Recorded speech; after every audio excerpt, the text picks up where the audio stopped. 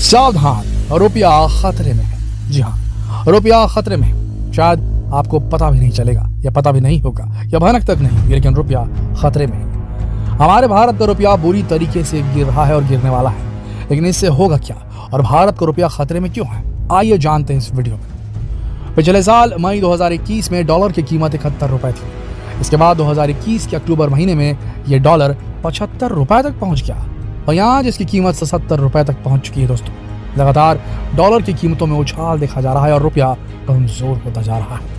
लेकिन इसका कारण क्या है, क्यों लगातार रुपया कमजोर हो रहा है? हाल ही में आपने बहुत बड़े बड़े ग्लोबल क्राइसिस देखे होंगे। रशिया यूक्रेन का युद्ध, श्रीलंका की डूबती हुई अर्थव्यवस्था और चीन में फिर से कोरोना का तांडव। इन सारी वैश्विक आपदाओं की वजह से आज रुपया कमजोर हो चुका है। लेकिन देखा जाए तो भारत में इस वैश्विक आपदा का उतना इम्पैक्ट नहीं पड़ा, लेकिन अब पड़ने वाला है। दोस्तों, आप इतना तो जानते ही होंगे कि भारत बाहर के देशों से लंबे समय से कर्जा लेते आ रहा है, कभी वर्ल्ड बैंक से, कभी एशियन डेवलपमेंट बैंक से, कभी फॉरेन इन्वेस्टर्स से।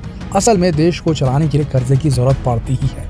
बहुत से देश बिल्कुल इसी तरह से कर्जा लेते हैं, यहाँ तक कि अमेरिका भी भारत से कर्जा लेता है। इसी तरह भारत ने 558 बिलियन US डॉलर का कर्जा बाहर के देशों से लिया, विदेशी बैंकों से लेकर रखा है।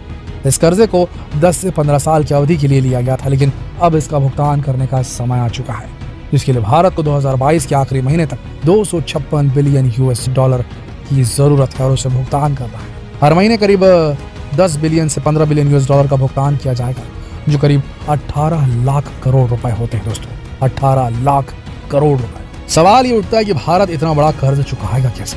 उसका जवाब है फॉरेक्स रिजर्व। जी हाँ, भारत के पास आज के समय 632 बिलियन US डॉलर का फॉरेक्स रिजर्व है। आसान भाषा में कहें तो भारत के पास अभी के समय 632 बिलियन US डॉलर है। लेकिन ये पैसा आया कहाँ से?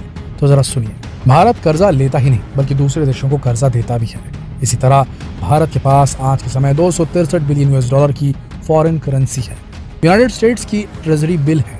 ये वो बिल होते हैं जिसे कर्जा देने वाले को सिक्योरिटी के तौर पर दिया जाता है, जिसका भारत को हर महीने इंटरेस्ट मिलता रहता है। इसी तरह भारत के पास यूनाइटेड स्टेट्स और अन्य देशों के ट्रेजरी बिल्स हैं। इसके अलावा गोल्ड रिजर्व है और इन सब को मिला दिया जाए तो कुल मिलाकर आज के समय भारत के पास 632 बिलियन US डॉलर्स का फॉरेक्स रिजर्व है। लेकिन अब इसमें से 256 बिलियन US डॉलर वापस करने हैं, कर्ज को खत्म करना है। लेकिन इससे होगा क्या? इससे होगा ये कि हमारा रुपया डॉलर के मुकाबले और भी ज्यादा टूट जाएगा। डॉलर एक नया हाइप बनाएगा और रुपया गिरते जाएगा। उम्मीद ऐसी ही लगाई जा रही है कि डॉलर की कीमत 86 रुपए को भी क्रॉस कर सकता है तो ये सिर्फ संभावना, लेकिन एक्सपर्ट्स ये कह रहे हैं कि ये आंकड़ा बढ़ेगा। जो आज की तारीख में 77 रुपए, 76 रुपए, 75 रुपए में चल रहा है डॉलर रुपया, ये बढ़ने ही वाला है, कम नहीं होने वाला आने वाले समय में। लेकिन इसका सबसे बड़ा इम्पैक्ट आम लोगों पर पड़ने वाला है। इतना तो आप जानते ही हैं कि भारत इस दुनिया का सबसे ज्यादा ईंधन खपत करने वाला देश है, जो विदेशों से 80% ईंधन इंपोर्ट करता है।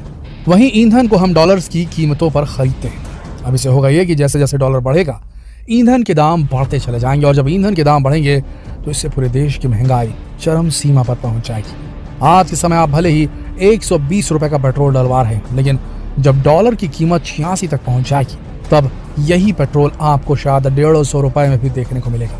इससे होगा ये कि जैसे जैसे ईंधन के दाम बढ़ते जाएंगे, आम आदमी की जरूरतों की चीजों के दाम भी तेजी से बढ़ते जाएंगे, क्योंकि ईंधन और महंगाई दोनों का बहुत गहरा संबंध है। आप समझ ही सकते हैं कि हमारा रुपया आज कितने ज्यादा खतरे में आ चुका है। लेकिन घबराइए नहीं, क्योंकि ये सिर्फ कुछ दिन चलेगा। इसके बाद भारत फिर से विदेशी बैंकों से और फॉरेन इन्वेस्टर्स से कर्जा लेगा। प्रोसेस बिल्कुल ऐसे ही चलता रहता है, जिसे हर देश फॉलो करते हैं।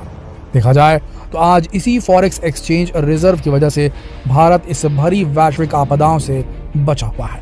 सोच कर देखिए कि आज के समय अगर हमारे पास ये फॉरेक्स रिजर्व नहीं होता तो शायद हमारा हाल भी श्रीलंका या फिर पाकिस्तान जैसा होता, जहाँ महंगाई बढ़ चुकी है और लोग दो दाने के लिए भूखों मर रहे हैं। इसलिए आप एक काम कीजिए, इस वीडियो को जितना हो सके शेयर करें, ताकि महत्वपूर्ण जानकारी सभी लोगों तक पहुंच जाए और वो भी ये सीखें कि देश में ईंधन बचाना कितना ज़रूरी है, बेफजूल के खर्चों को रोकना कितना ज़रूरी है और पूरे देश को स्किलफुल बनाना और उससे रोजगार देना कितना ज़्यादा ज़रूरी है। शेयर कीजिए इस वीडियो को फेसबुक पर, व्हाट्सएप पर, यूट्यूब पर।